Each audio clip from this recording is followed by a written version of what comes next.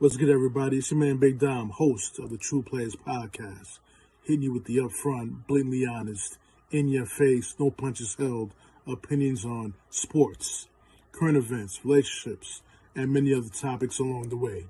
Check out this next episode of my podcast.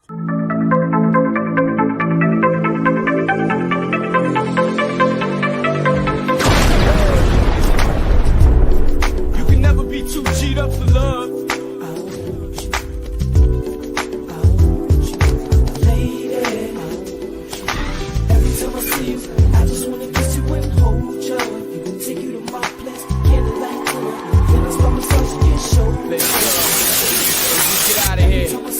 Take a little flight. Get lost in love. Let's go. Ma, it's no problem to hold you, tongue stroke you, please you like I'm supposed to. Touch spots that ain't ever been touched, and I won't stop till both these squirrels get they nuts. Hey, you know it's good when we freakin', king size squeaking after I ease in. If you was with me, baby, 24/7, best believe that every single day would be a sweet day. Girl, you sweeter than a cheesecake. If you want beef, prophecy would be a beefcake. I make love to you till you fall asleep, leave you with sweet dreams between the sheets. Was the night before that night. I was born on that day, but not last night. Once upon a time, I had my cash right. What's good, everybody? It's your man Big Dom coming live now to another TruPlayaz podcast episode with the nephew Keith joining me on the podcast. We're gonna do a little recap, a little preview of the Super Bowl between the Kansas City Chiefs and the Philadelphia Eagles. And before we get into that, first I want to talk about the Knicks last night winning 126 over 120 against the Utah Jazz. Josh Hart's debut as a Knick, which I must say I was highly impressed with his presence, what he brought to the game, the hustle. He was getting the loose balls, something that the Knicks have been when the Knicks lost close games is because the other team got to those loose balls.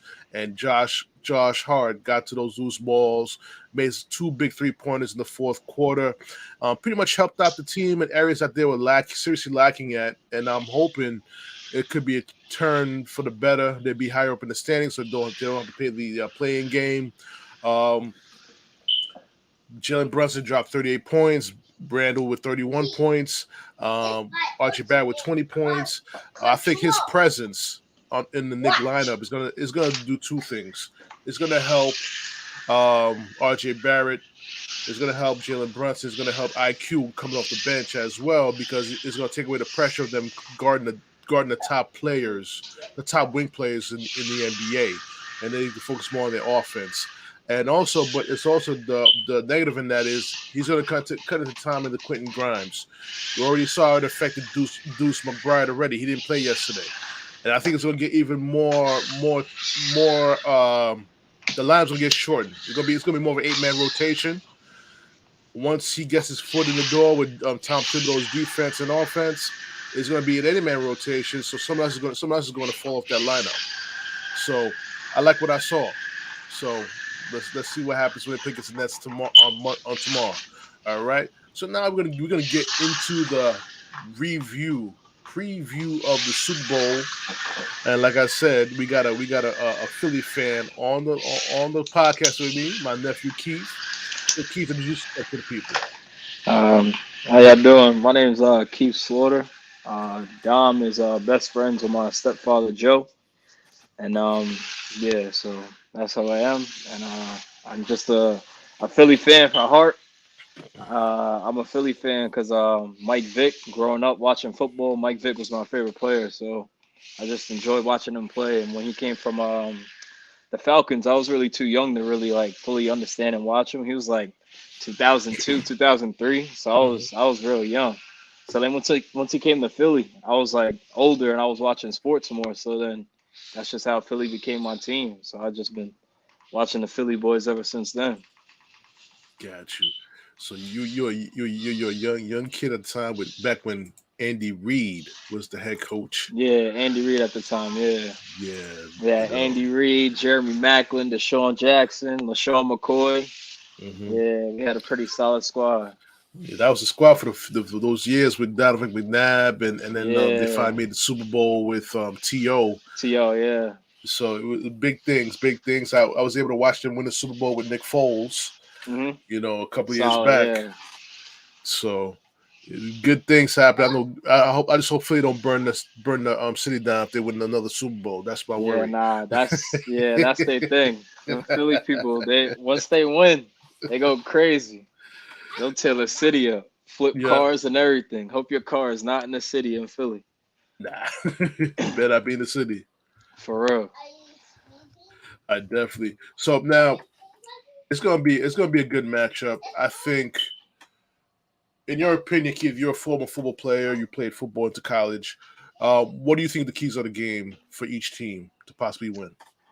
For each team, I'm gonna say for the Eagles, for their defense, majority is to make sure Patrick Mahomes doesn't extend plays because knowing Patrick Mahomes, whenever he extends a play, it's hectic every single time, no matter what team you are, no matter how top tier your defense is in the league.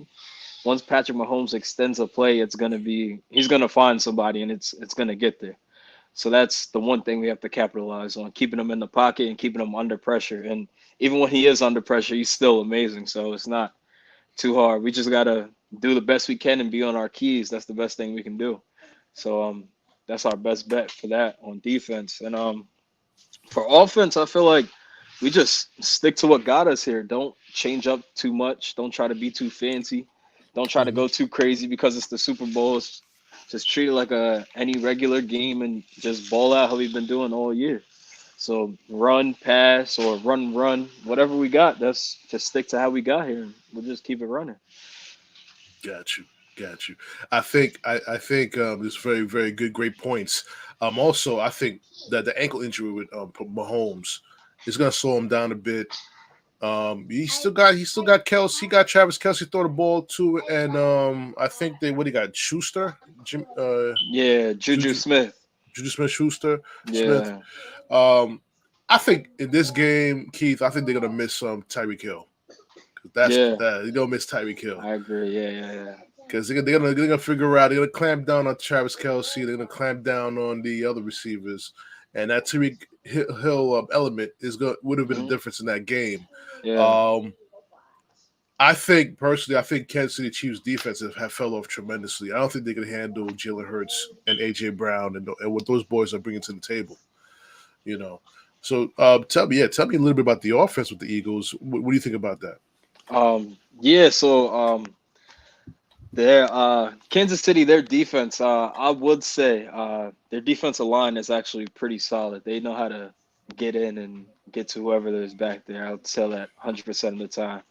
Jones, he's a monster. I'll tell you that right now. He knows how to get to the quarterback. I'll tell you that. But like I said, Jalen Hurts and Patrick Mahomes, they're players you don't want them to extend plays. Whenever either one of them extend plays, it's really dangerous because they're Mm-hmm. both really good on their feet and they're both really good with the arm, regardless. And they both have a good amount of weapons on their side. Obviously, Jalen has more, but AJ Brown and Devontae Smith and Dallas Goddard, and then he has a whole bunch of list of running backs. Mm-hmm. Miles Sanders, Boston Scott. We can go on for as long as we want with the running backs. We have them, so. I feel like our offense, we should just do what we've been doing all year. Like I said before, as long as we can do that, we'll be perfectly fine. And I feel Definitely. like Jalen, he's been in big situations like this before. And even going back to college, he played in the championship games. And I mean, obviously, one, he got taken out and replaced by Tua. But then Mm-hmm. after that, that following year, when Tua was hurt or whatever the case was, Jalen came in and clutched it up. And he won the national championship for Alabama. So he's been in some tough situations, some big games. So I feel like he's not gonna choke. He's gonna be ready for the pressure, and I'll look forward to it. Definitely. See that this is what people don't understand, Keith. When they drafting quarterbacks, they draft quarterbacks like my team, the Jets, draft the quarterback for a great combine performance or throwing the ball across the body 70 yards. They don't take Yeah, into account the big games that these quarterbacks play in. You had Justin Fields, you had Trevor Lawrence, you got Jalen Hurts, you got Tua, guys who've been in the limelight, the spotlight on them in the biggest games. That I believe that takes into account coming to the NFL because you go in the next level up, but you're used to the bright lights already. So when you get into these big games, it's like nothing to you.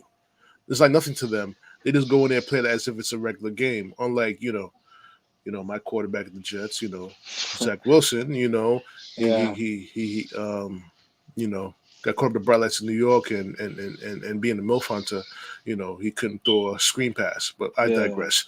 I will say one thing though, just to not trying to defend him or anything, but I feel like playing in New York that's a different level of pressure playing in New York for any type of sport, no matter it's baseball, basketball, football. It's a lot of pressure playing ball in New York because one day they'll love you and the next day they'll really hate you and want you to up out of there and the quickness. Exactly. So, that's what I was telling people. They would argue with me in the several Jets fan groups on Facebook. Oh, he should start right away because he was drafted number 2. I said, listen, he should sit out 1 year and watch. Yeah. New York's a different beast. New York is not Cincinnati. It's not San Diego. No, not at all. Let him sit and watch. And I made a comparison to Eli Manning, who won 2 Super Bowls with the New York Giants. 100%. He didn't start right away. He started with week 9 or 10. So they need that. They need to. It's like you need to warm them up a bit. Like they're in the bullpen. You need to warm up a little bit to that pressure. Yeah. And then throw them in there. But I digress. But yes, I like the Eagles. Eagles for me, I wouldn't say they got lucky getting past the 49ers because Brock Purdy hurt his elbow, couldn't really throw the ball and stuff like that. But Kansas City, I think, got lucky. If Burrows didn't make a bad throw in the AFC Championship game, who knows? We could have been seeing Cincinnati here. It'd be a different ball game. But I'm expecting a great Super Bowl. My prediction is I'm going to go with the Eagles. 31-24. 31-24? 31-24. Yeah, I like that. That's a solid pick. I'll go. I wouldn't say they're going to score a lot, but for some reason I feel like they're not. So I'm going to go 24-21. I mean, that's a pretty good scoring, but for these teams, people would expect more. So I'm going to go 24-21 Philly. Got you. Of course. Got you. Kansas City don't excite me. I got tired of them all the years. They get lucky. The Eagles run a lot of run pass option offense. How do you think the Kansas City Chiefs could handle that? You mentioned they had a great front 4. Yeah. My worry is the linebackers. How are they going to be able to handle that run pass option from the Eagles? Honestly, I don't know how they're going to be able to deal with it because it's just a lot of weapons that they have to look forward to, regardless of who gets the ball in the RPO. It's a top tier player that's getting it, whether it's Jalen that's holding it or he's giving it to Miles Sanders. And Miles Sanders, in between tackles, he's a monster. And then if he takes it and he wants to dump it out, he can do a quick little slant to Devontae Smith and he's going, or AJ Brown, whoever he wants to go to. So that's something that they're just gonna have to build up on and really trust their linebackers to catch up on the slant if it's there, or clamp down on the run if it's on the inside. So it's really up to what the coaches feel like if they trust their players. I'm pretty sure they should be solid. That's what majority of the time it comes down to, trusting your players. You trust your players, you can do whatever play call you feel like to keep something down or to stop a team. Got you. Now, I give the edge of coaching to Andy Reid. He's been there before. He's been to many Super Bowls. He's been to many playoff games. His experience really takes over. I think the only way the Kansas City Chiefs could win this game is because of his experience as the head coach in this situation. The Eagles, this is what their coach second year in a row. Yeah, Sirianni, second year Nick coach. Sirianni, yeah. So second year coach. Eagles by far got the better talent, in my opinion. But it's going to be as long as Sirianni doesn't get outcoached, this team should win. Yeah, based on talent. Spagnuolo has for some reason he's the X factor in his whole Super Bowl, because he has some funny ways of pulling stuff out his ass on the defense to win these Super Bowls. And that's the scary part. His defense don't look good in the regular season, but when it comes to the playoffs, it's a different ballgame. Yeah, I agree. So, yes, we do brief. We doing a brief podcast here with the Super Bowl preview. my team ain't in it, so I'm not really into it. I'm just into the parties and the drinking and the buffalo wings and all that stuff. But usually, I haven't seen the New York team in the Super Bowl since 2011 or 2010. Was it 2011? Yeah, Yeah, one of those. yeah, 2011.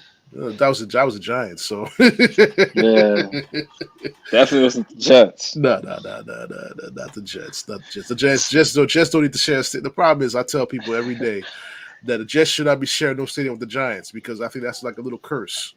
It's like that Yeah. ball and chain. You're like, yo, we get to the AFC Championship game, okay, but we find a way to lose. Or we Yeah. needed more time. The Jets would play the Steelers. They needed, if they had 5 more minutes, they would have went to the Super Bowl that year and faced the Packers. So that's pretty much it on that end. Any final thoughts, Keith, before we end the podcast? I mean, we it was a brief review. Get everybody revved up for the Super Bowl. Drink responsibly, ladies and gentlemen. If you're drunk, call Uber, call Lyft. For It's real. okay. It's okay. So, It Keith, is. any final words before we disconnect? I will say thank you for having me on the podcast. I appreciate it. D- I actually enjoyed it. It was pretty fun. Quick little podcast. I enjoyed it. It was good to have the conversation with you. I enjoyed it pretty much. Definitely. Thanks for coming on the show. Definitely hope to have you more on the show later on All because right, for sure. me and JoeyG, we go on for an hour, maybe 2 hours on the Yeah, podcast, yeah. real easy. So, Feel you. Yeah. so definitely, bro. I want you on the show because one, you're a Philly fan, Eagles fan. 2, you're a former player. You used to play Yeah. football. So let me ask you a question before I disconnect. How much you miss football? I miss it a lot. I can't lie, I do miss it a lot. But then sometimes I realize it just wasn't meant for me to just keep playing on. So I did have my fun. I played from when I was 8 to when I was 18, 19. So that's like a good 10, 11 years of football. I enjoyed that time. So I do miss it though. I miss it every single day. When I watch like college football, especially, I'd be like, these boys, they my age. So like for real, they still bowling. So I'll be missing it a lot. But then again, it just wasn't for me to continue playing football at that level or just as a whole. My body couldn't keep up with it. I got you. When you start getting injuries and things like that, it does catch up to you. No matter how young you are, it does catch up to you. Yeah, no, it does. So, I mean, you played up into college. So, yeah. So definitely. So let the people know what you played. I'm guessing you played tight end and linebacker. Nah, I played defensive end. Defensive end. Oh, you in the line. Yeah. Okay. And in college, I played defensive end. And in high school, I played O-line and D-line. So it was pretty much the same thing. Same thing. I'm guessing. I'm just guessing. Yeah. But I think if you were to continue to play, they probably would have moved you in the linebacker spot because eventually. Yeah. Because on that level, they were way bigger than me. They were tossing me for real. For real. Definitely. But all right, everyone, we're gonna end it here. I want to thank Keith for jumping on the podcast with me for this little preview. You can watch the podcast on YouTube and Patreon. Definitely subscribe to both. I'm losing my train of thought. Both platforms. Also, you can listen to the podcast on JoeyG Radio, Anchor, TuneIn Radio, Spotify, Google Podcasts, our Podcasts, any other platform that plays audio podcasts. You definitely check it out there. So, on behalf of Keith, it's your man Big Dom signing off on this preview of the Super Bowl. We'll see you soon. Peace.